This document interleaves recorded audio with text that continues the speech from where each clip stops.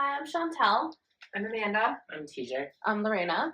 So today we're going to be talking about female genital mutilation, also known as female genital circumcision or alteration. So the acronyms we'll be using are FGM, FGC, or FGA. So FGM is actually an encompassing term. It has to do with the removal of the external female genitalia to varying degrees. The World Health Organization says that right now in the world there are 200 million women and girls who have undergone this procedure, and this will increase by 3 million each year.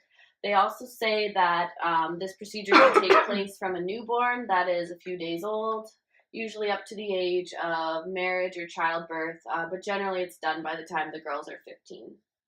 So the United Nations actually says that there's 4 different types of category. So in looking at the screen here, we can see that on the top left right here, this is the normal anatomy. When we're looking at type 1, that consists of a clitoroidectomy. So that's the partial or total removal of the clitoris. Excuse me. When we're looking at type 2, that is called excision. We're looking at the excision of the labia minora and possibly the majora with the addition of the clitoroidectomy. When we're looking at type 3, that's known as infibulation. So this is when you have the cutting of the labia minora plus majora, and then you could possibly have the removal of the clitoris, but then afterwards you have the female is then stitched together, leaving the small opening here, and this is where the female is expected to urinate, menstruate, and possibly have sexual intercourse through. There is one other type, and that is not on the screen, but it is any other procedure that includes pricking, piercing, or cauterization. So the prevalence of FGM happens mainly in Africa, Asia, or the Middle Eastern countries. It's immigrated to Canada, the United States, the UK, Australia, and it's also done in some tribes and areas in South America as well. So 90% of FGC or FGM is type 1, type 2, and type 4. And for 10%, it's type 3, which is infibulation, which is the most severe type. And it happens in this stretch right here, which is Egypt, Sudan, Ethiopia, Somalia, and these 2 countries here. Egypt has the most or highest number of women that it's been done to, and Somalia has the highest percentage of women in the country it's been done to, which is 98%. So let's talk about a little bit of the background. Where did this procedure originate from? Well, actually, there is evidence of it dating back to the 2nd century BC from tribes near the Red Sea, which is current-day Egypt. They believed that when we're born, we have a male and a female soul residing in us, and in order to develop properly, we have to exercise one of these souls. The female resides on the tip of the penis, and the male resides on the clitoris, hence circumcision being performed there. So as Egypt began raiding further south and then into the Middle East, they took slaves, and this is where infibulation developed because they didn't want these women to have children. And then as Islam actually spread throughout this area, they also had slaves, but they weren't allowed Muslim slaves. So again, they had to search further out, again, spreading this practice further. But regardless, you can see that this is a practice, both male circumcision and female circumcision, that has been handed down through thousands of years, and it's become a cultural tradition. So there's many reasons why it's performed. Generally, it's performed as a rite of passage from a girl to womanhood, preparing her for the role of a mother and a wife. It deepens the roots with the ancestors and strengthens the community. It can also be seen as a rite of passage for bloodshed. So that when this happens, it's generally a nicking, a very small procedure that's performed. And this actually is thought to tie the woman to the earth and, again, prepare her for womanhood. So what is at stake here when we talk about if it should be banned is the cultural preservation and community ties and the strength of the religion. Which is, I totally understand that. But when we're looking at the differences between a male and female circumcision, we really need to focus on the fact that with women, there is absolutely no medical benefits to this, and it's on the contrary, it's medically harmful to the women that go through this. There are many risks that result in not only short-term complications but also long-term complications, and it honestly has to do with the type of procedure that they undergo.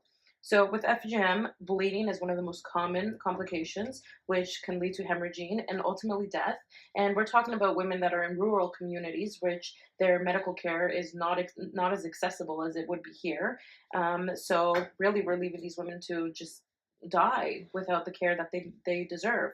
Later on in life, we're also dealing with sexual complications, so pain during sex, pain during their menstruation, pain and severe complications during childbirth. So it's really important to look at all these factors when we're talking about FGM. That's really a good point that you brought up, Lorena. But I think one of the things to look at is that in recent times, there's been a modernization of the actual FGM practice, and so that they've actually kind of been able to do it in a clinical setting. And what that's actually called is non-therapeutic female genital alteration. And it actually consists of two different categories. So the first one being procedures that should almost never have a lasting effect on morphology or function if it's performed properly. And the second category consists of procedures that do create a morphological change, but are not expected to have adverse effects on reproduction or sexual satisfaction in the female over time. And an example of the category two would include the surgical resection of a clitoral hood. And another thing that you've seen in modern times is this ritualistic nicking that Chantel mentioned earlier, which is very minimally invasive, and it still holds up to that cultural practice. So yeah, some good points. I understand the modernization of the practice for sure to kind of diminish some of the risks, but I think the main thing that we need to look at here is this is a human rights issue. Like women's basic rights and freedoms are being violated. Age of consent, I think, is the most important thing that we just need to touch on, because most of this practice is done mainly on girls from the ages of 4 or younger to the ages of 15. So is informed consent being discussed? Do they understand what's going on? Do they understand the consequences and the negatives that can come from this? Like, I don't think that's being discussed, especially in these rural communities. Like, I don't even think there's a lot of education there at all in regards to the practice and what's happening and what could happen. So these are things that definitely need to be addressed, especially if we're thinking of doing this kind of practice in hospitals and things like that. I agree with what you're saying, but there are other factors, and to just continue on with the education, a lot of these countries aren't educated, mainly because they find human sexuality to be taboo, and so if anything is discussed, it's what's not allowed. So a lot of these communities believe that the female sex drive comes from the clitoris. So they see this as a way of reducing the sex drive and preserving her virginity for marriage. Now, the issue with that is women rely on men economically to support them. They aren't able to work. They aren't allowed to work. So if they do not do this procedure, they run the risk of being in a vulnerable situation, outcasted from the community, and in an even riskier situation. So we need to think about that when we discuss the factors affecting it. And another factor that we need to discuss too is the psychological impacts that this has on the woman. Like mentioned earlier, because they're so young, when it's happened, and it's not discussed what's happening to them before it's happening. It's a very traumatic event. It can be painful. There can be no anesthesia happening in an unsterile environment, no explanation, no education on what's happening. And, this can cause a lot of psychological disturbance, maybe short-term and long-term in life, cause depression, anxiety, PTSD. These are things that we really need to look at. And in these rural communities, there's not a lot of counseling, not a lot of support. Also, like you had mentioned, there's lots of risks involved. So what are the long-term medical consequences of this? Difficulty with childbirth, infertility, there's numerous things. So I think because there's no counseling and no support, in these areas, that's something that really needs to be looked at, especially if we're going to consider doing any type of the practice in the westernized countries. I think that all in all, it's fair to say that this topic is it's a very huge topic, and for us to think that we can abolish it or just simply just rid of this whole procedure is very impractical and unrealistic. Ultimately, if we're not doing them here, we're not accommodating women here, they are still going to be performing these procedures underground. There's lots of women that are still going to be at risk. There's lots of deaths that will still come out of this, or even there will be people that bring the women to other countries that are still openly doing these procedures. So in all, we need to focus on what we can do to better the situation. And I think one of the key things that was mentioned here is that there is an alternative. You know, FGM is going to happen because it's so deeply rooted in culture, but there is an alternative. If a female really does have to go through this cultural practice, well, then FGA is a good solution to it because it does pose minimal harm to the female. But also, when you add in the use of anesthesia and whatnot, and doing it in a sterile clinical setting, you really see harm reduction. You really see a decrease in harm for the female. So I think those are really that's really pertinent to the situation. And I think a really important solution too is education. I think education is key with FGM or FGC. That you know, especially the harmful types, that this is not required. This not necessarily is required for marriage. This isn't required for virginity.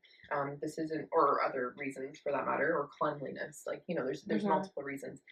I think it's important that we educate people the best we can that, you know, it's not medically necessary. And for the more cultural types, if we're going to be doing, you know, ritual nicking in hospitals per se, or trying to modernize it so we can still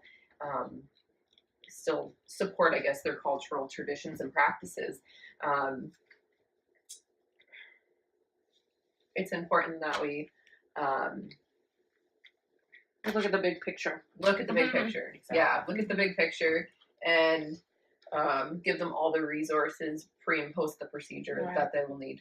Yeah, and two is to also take care of that vulnerable population of females who are young children or haven't reached the age where they can provide proper consent, is to make sure that informed consent is taken before these procedures are done, so that it is the female's choice and she does understand what's going to happen to her body and what the long-term effects are.